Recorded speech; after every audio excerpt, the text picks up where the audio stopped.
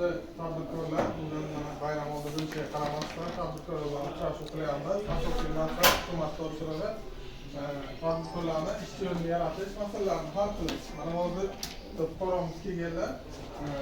Qaysi korxonasizniki? Qaysi yo'nalishda o'tamoqchisiz? Navoiydan tezkor tushlik MCHga.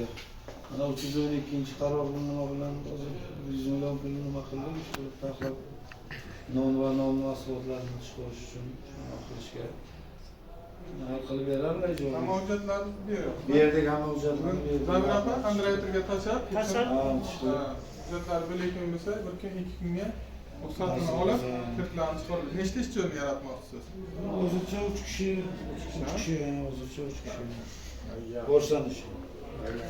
Sizda qanaqa masala bor? Kirlik olish jarayonida mas'ul Andreyterdan ruxsatlarni olib, hujjatlar qilinyapti. Bir kun, ikki kunda ruxsat pullarni to'lasangiz, sizlar masalangizni yechib, oxiriga qo'yib beramiz. Rahmat.